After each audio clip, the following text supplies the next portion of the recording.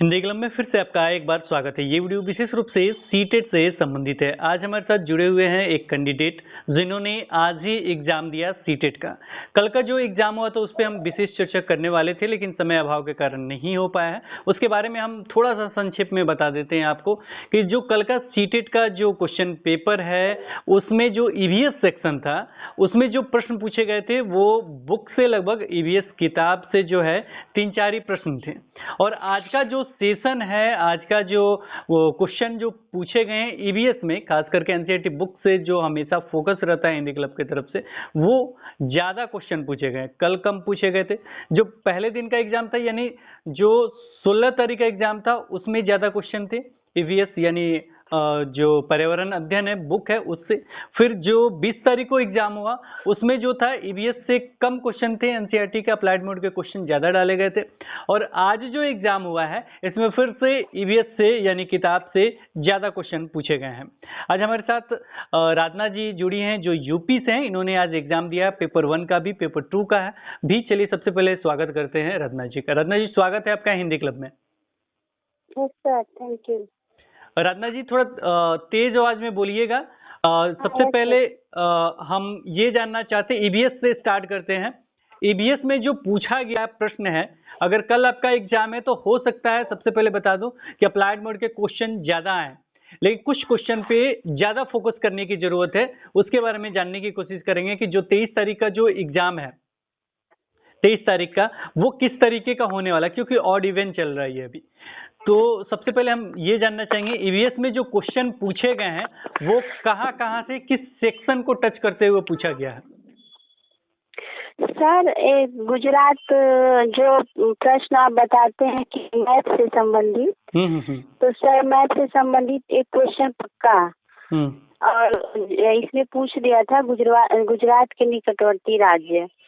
और एक सेकंड, अगर ये पूछा जाए कि किसी भी राज्य के निकटवर्ती राज्य, इस पे मैप का वीडियो बना हुआ, मैप यानी नक्शे का वीडियो बना हुआ, उसे जरूर देख लीजिएगा। अब गुजरात का निकटवर्ती राज्य कौन कौन से, ये जरूर देखना चाहिए। अब गुजरात को आप मत देखिएगा क्योंकि ये क्वेश्चन पूछा जा चुका है। अब किसी अन्य संदर्भ में देखिएगा, तमिलनाडु का देखिएगा, कर्नाटक का देखिएगा, केरल का देखिएगा, यहाँ का जाकर पूछा जा सकता है, किसी अन्य राज्य का भी पूछा जा सकता है। नेक्स्ट क्वेश्चन बताइए सर। एक जो आप क्वेश्चन बताते हैं दिशा से संबंधित, जो अस्पताल के सापेक्ष विद्यालय का, फिर या विद्यालय के सापेक्ष, ऐसे उससे भी एक क्वेश्चन एकदम फिक्स है। को इसके बाद दिशा से संबंधित हमने हमेशा कहा कि उससे प्रश्न रहेगा, लेकिन ये जरूर ध्यान में उसमें विशेष रखना होता है कि पूछा किसके सापेक्ष जा रहा है, अस्पताल के सापेक्ष या घर के सापेक्ष, यानी जो भी उन्होंने बताया स्कूल घर जो भी, उसके किसके सापेक्ष पूछा गया, उस पर वीडियोज बना हुआ है, उसे भी जरूर देख लीजिएगा। और ये प्रश्न आज था, इसे जरूर ध्यान में रखिएगा। हाँ सर, उस आपका वीडियो हेल्प रहा है इसमें। और सर थीम से क्वेश्चन था, थीम और थीम से, तो थीम मतलब थीम और उप थीम, ये दो चीज हैं, दोनों को जरूर देखना चाहिए। एकदम छोटा सा है और इसे एक बार देख लीजिएगा, याद हो जाएगा, लिख के लेके जाइएगा और लास्ट टाइम देख के मतलब पेज बाहर छोड़ दीजिएगा और अंदर चले जाइएगा। थीम में ज्यादा झमेला नहीं, उसे भी जरूर देखिएगा। ये हमने पेडागोजी धमाका सीरीज में देखिएगा तो उसमें हमने बताया ये सारी चीज। धमाका सीरीज देख लीजिए, मैप का वीडियो देख लीजिए और साथ में आपको कहेंगे दिशा वाला वीडियो देख लीजिए। तीनों प्रश्न आए हुए हैं। आगे बताइए और कौन से ईवीएस से प्रश्न थे? सर जो घटपड़ी वाला क्वेश्चन हमेशा आप बताते हैं वो, फिर दांडी मार्च, फिर झारखंड की भाषा, ये सारे क्वेश्चन थे आपका बिल्कुल बताया हुआ। तो ये सारी चीज को धमाका सीरीज का है, धमाका सीरीज छोड़ दीजिए। आप एनसीईआरटी बुक भी पढ़े होंगे तो ये सारे जवाब दे सकते हैं। और भी कोई क्वेश्चन जो आपको याद हो? सर मैथ का क्वेश्चन आपका, एक मैथ पहले की मैं देखी थी शॉर्ट वीडियो में, जो पूछता है कि आलू इतने केजी वाला, फिर सारा आलू आम ऐसे करके फिर 1/2 इसका तिहाई भाग ऐसे देता है। वो क्वेश्चन एक मैथ में था, जैसे आप बिल्कुल बताए थे। तो ये को क्वेश्चन मैथ का है। मैथ बिना प्रैक्टिस से नहीं होगा। हम बताएं तो आपको इजी सामने दिखेगा, लेकिन उस पे क्वेश्चन हमेशा कहते हैं कि मैथ जब भी है तो प्रीवियस ईयर केवल बना लीजिए। और ये पूछा हुआ प्रश्न है, तो अगर आप एग्जाम देने जा रहे हैं, 1-2 दिन टाइम है, तो मैथ का ये वाला क्वेश्चन जरूर देख लीजिएगा। ये इसलिए वीडियो बनाया जा रहा है क्योंकि आगामी एग्जाम के लिए आपके फायदेमंद हो, इसलिए इसमें डिस्क्राइब नहीं कर रहे, केवल क्वेश्चन को लेके आ रहे हैं कि क्या पूछा जा रहा है और क्या तैयारी करके आपको जाना चाहिए।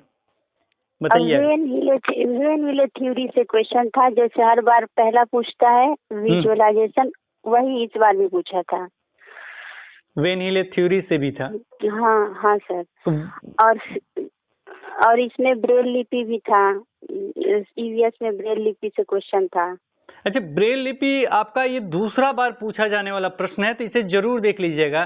6 बिंदु वाला जो है इससे पहले भी पूछा गया है, यानी ईवीएस का उस दिन तो चर्चा हम 16 तारीख को नहीं कर पाए थे, लेकिन उन्होंने पहले हमसे जिक्र किया था कि ये क्वेश्चन आया था, 16 तारीख को भी आया है और ये 20 को छोड़ के आज 21 तारीख है, 21 तारीख के एग्जाम में भी ये प्रश्न पूछा है। इस चीज को जरूर देखिएगा। आगे बताइए। सर कोहलबर्ग से नैतिक विकास वाला पूछा था, उससे चरण पूछे थे, उसके चरण पूछे गए थे कोहलबर्ग में। हाँ, जिसमें तीसरा चरण देख के पूछा था कि किस स्तर का है, जो ऐसे बताए थे आप, पूर्व परंपरागत और परंपरागत फिर पश्च वाला। तो एक चरण दे के पूर्व परंपरागत का और पूछा था कि कैसे है, मतलब किस में आते हैं, ऐसे करके शायद। तो इनको क्वेश्चन याद नहीं है, लेकिन वहां पे कोहलबर्ग का वीडियो ऑलरेडी बना हुआ, उसे जरूर देखिएगा। लेकिन यहाँ पे एक चीज और आपसे पूछना चाहेंगे, जो ईवीएस जो सेक्शन था, ईवीएस कोहलबर्ग आपका बाल विकास और शिक्षा शास्त्र का हो जा रहा है प्रश्न। यहाँ पे ईवीएस जो सेक्शन था उसमें पूछा कैसे जा रहा है, मतलब नॉर्मल सा क्वेश्चन है या मिलान करने वाला ज्यादा है? कोई एक एग्जाम्पल देके बताइए। जैसे टैपियोका वगैरह का प्रश्न आप रख रहे थे। हाँ सर, मिलान करने वाला नहीं है। जैसे ऑप्शन में 4 ऑप्शन दे रहा है और एक ऑप्शन ऐसे दे रहा है कि टैपियोका केरल में करी के साथ खाए जाते हैं। फिर दूसरा ऑप्शन दे रहा है कि जम्मू कश्मीर में मतलब सरसों का तेल ना दे के नारियल के तेल में मछली खाए जाते हैं। फिर गोवा में सरसों के तेल में खाए जाते हैं। ऐसे करके 4 ऑप्शन दे रहा है और पूछ रहा है इनमें से मतलब जो सही है, ऐसे फिर 2-2 का 3-3 का जोड़ा बना के दे रहा है कि मतलब कौन सही है। को एक चीज याद रखिए कि आप अगर सोच रहे हैं कि टैपियोका केवल याद कर लिए तो ये हो जाएगा, नहीं। अगर कोई भी प्रश्न को ये थोड़ा सा घुमा के दे रहे हैं, घुमा के यानी 4-4 ऑप्शन दे रहे हैं और एक दूसरे से कोरिलेशन पैदा करके दे रहे हैं कि वहां पे आपको पता ही नहीं चलेगा। अगर अच्छे से समझ के नहीं गए, अच्छे से पढ़ के नहीं गए तो वहां कंफ्यूज हो जाइएगा कि टैपियोका किसके साथ था, केरल के साथ था, और जो सरसों का तेल है वो इस्तेमाल करना है कि किसके साथ, मतलब करी किसके साथ जाएगा, ये किसके साथ जाएगा, तो ये कंफ्यूजन वहां पैदा होगा। तो पढ़ के जाइए ईवीएस को, तो अच्छे से पढ़ के समझ के जाइए, नहीं तो क्वेश्चन तो वहीं से है लेकिन आप फंस जाइएगा। और अधिकतर देखा जाए तो अप्लाइड मोड के क्वेश्चन थे। हाँ सर, बिल्कुल ऐसे ही दे रहा है। 4-4 करके घटपड़ी का भी ऐसे ही दिया था और फिर थीम का भी ऐसे ही दिया था और सर जो झारखंड की भाषा ऐसे ही दिया था, मतलब 2-2, मतलब इसका तो एक दिया था और फिर दांडी मार्च का भी क्वेश्चन दिया था जिसमें उसका सही ऑप्शन नहीं दिया था। अच्छा, दांडी मार्च में सही ऑप्शन 1930 नहीं दिया था? नहीं सर, उसके करीब जाना था बस कि कौन सा होगा। अच्छा, तो ये तो देना चाहिए उनको सही है, पता नहीं क्यों। हाँ, पर्यावरण और आनुवंशिकता से भी क्वेश्चन एक दे रहा है। पर्यावरण और आनुवंशिकता पे। अच्छा, ये जो झारखंड वाला है, झारखंड वाला ये रिपीटेड क्वेश्चन है, यानी मुझे जहां तक याद रहा है ये 16 में भी आया है, 16 दिसंबर वाले एग्जाम में भी, और इस एग्जाम में भी यानी 23 वाले में आ रहा है। कोई ये हो सकता है आगे चल के रिपीट भी हो सकता है, मतलब कल या परसों 23 तारीख को एग्जाम है तो 23 तारीख में हो सकता है रिपीट हो जाए। तो ये झारखंड का जो है उसे याद रखिएगा। और झारखंड का उत्तर आपने क्या लगाया था? कुड़ुक जो है तो वहां का है, तो इसे याद रखिएगा। और भी जो क्वेश्चन आपको याद हो सर, जिन प्याजे से था उसमें पीडीपी में जो उनका चारों दिया था नाम, हाँ उसमें क्रम लगाना था, क्रम से। वो तो क्रम से लगाना था, जैसे में पहला स्तर कौन है, दूसरा स्तर कौन है, तीसरा स्तर कौन है, चौथा स्तर कौन है, संवेदी, पूर्व अमूर्त, ऐसे करके अमूर्त क्रम से लगाना था। उसमें इधर उधर करके दिया था ऑप्शन। तो पहले तो आता है आपका संवेदी, सेंसरी मोटर संवेदी गामा का स्तर, दूसरा हो गया पूर्व संक्रियात्मक अवस्था, तीसरा मूर्त हो गया, चौथा अमूर्त या औपचारिक जो भी नाम दिया होगा वो। अमूर्त दिया था, अमूर्त दिया तो अमूर्त के बाद अमूर्त आ जाता है। तो ये चारों मतलब ज्यादा कॉम्प्लिकेटेड क्वेश्चन नहीं है। और एक चीज और आपसे हम कहना चाहेंगे कि कुछ क्वेश्चन जो थे, एक या दो क्वेश्चन आपने कहा इससे पहले जब बातचीत हो रहा था, तो जो नई शिक्षा नीति है उससे भी क्वेश्चन एक दो आया है, वो भी लेकिन अप्लाइड मोड के क्वेश्चन। हाँ सर, उसमें था कि नई शिक्षा नीति भार बढ़ाने के लिए या बोझ कम करने के लिए, ऐसे एक क्वेश्चन फर्स्ट में भी था, सेकेंड पेपर में भी था। यानी सेकंड पेपर में भी एक दो क्वेश्चन थे। हाँ सर, सेकेंड में तो 2 दिया था, इसमें फर्स्ट पेपर में 1 दिया था। तो नई शिक्षा नीति को भी थोड़ा सा देख लीजिएगा, वैसे तो हम पढ़ा नहीं सके लेकिन वो अप्लाइड मोड के क्वेश्चन है, को देख के।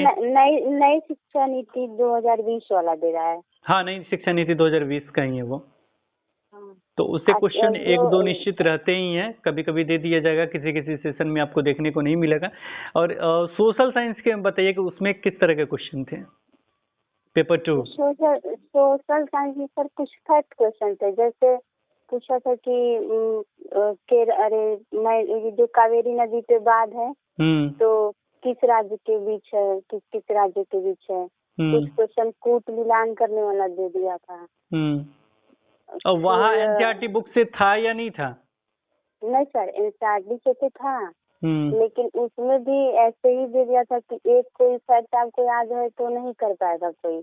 उसमें भी जैसे इसमें पूछ रहा है फर्स्ट पेपर में बिल्कुल कि सब याद करना पड़ेगा, जैसे आप बताए हैं अभी कि टैक्टियो का भी याद करना पड़ेगा, जैसे जम्मू कश्मीर का भी याद करना पड़ेगा।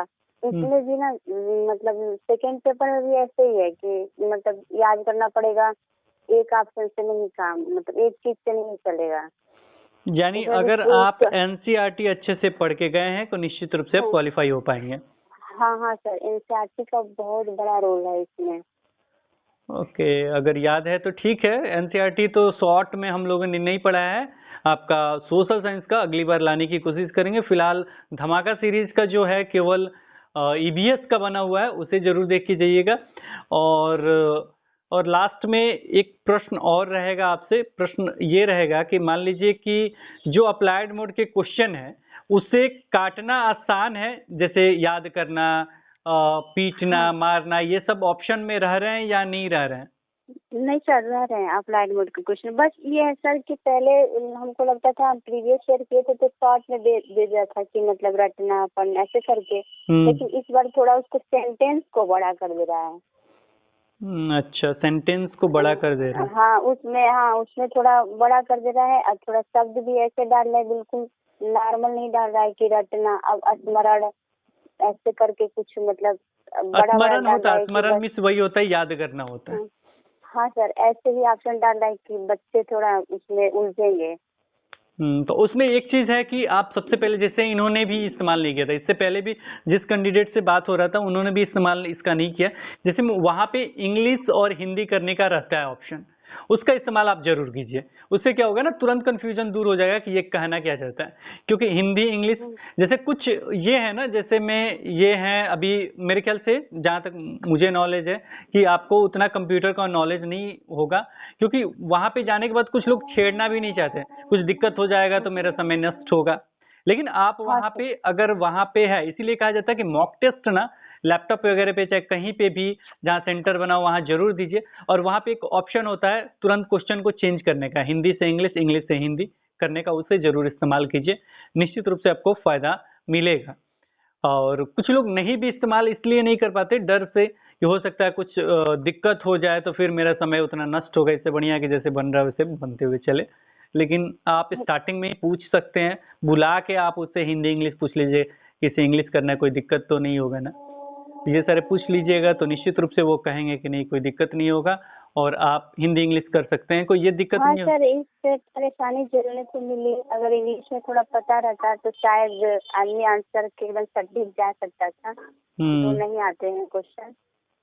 जैसे में जब ये होता है ना, जब आपको कॉपी पेन पे मिलता है, यानी जो OMR पे होता है वहाँ हिंदी इंग्लिश दोनों लिखा होता है, कोई हिंदी आपने देखा वहाँ इंग्लिश भी लिखा होगा, दोनों को मैच कराते हुए आदमी गोला लगाता है।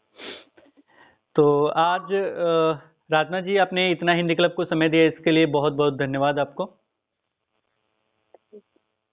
वेलकम सर आपका।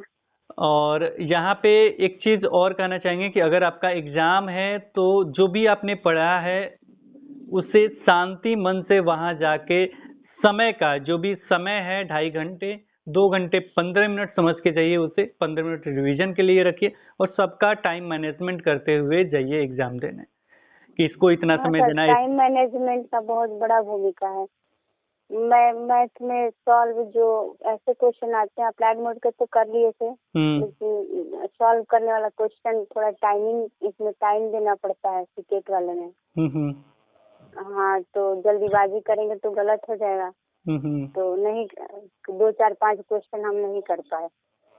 कि यही दिक्कत है। देखिए 2 4 5 क्वेश्चन ये भी करके नहीं आए, किसी का एक क्वेश्चन छूट जाता है। तो आप लोग अगर समय का ये जो पाबंदी, अभी तो बहुत सारे लोगों से डिस्कस होना था लेकिन रात ज़्यादा हो गया, इसलिए किसी एक ही कैंडिडेट से बातचीत हो पाए। लगभग 3 या 4 कैंडिडेट आज बातचीत करने वाले थे, लेकिन बस एक कैंडिडेट भी काफ़ी है आपके लिए। और आप ये समझिए कि जो धमाका सीरीज का है वो मैं अपने लिए नहीं कर रहा हूँ, आपके लिए कर रहा हूँ। उसे एक बार जरूर 2 दिन या 3 दिन टाइम हो ना, जरूर एक बार ईवीएस वाला सेक्शन वाला जरूर देख लीजिएगा, नेगेटिव पॉजिटिव वर्ड वाला भी जरूर देख लीजिएगा। बस इतना देख लीजिएगा, निश्चित ही कुछ ना कुछ फायदा मिलेगा। और एग्जाम के बाद हमें जरूर आप बताइएगा कि कैसा लगा। एग्जाम से पहले नहीं, एग्जाम के बाद जरूर बताइएगा। तो बहुत बहुत धन्यवाद राधना जी, फिर मिलते हैं एक नई वीडियो के साथ। तब तक देखते रहें, बने रहें हिंदी क्लब पे। धन्यवाद, बाय बाय।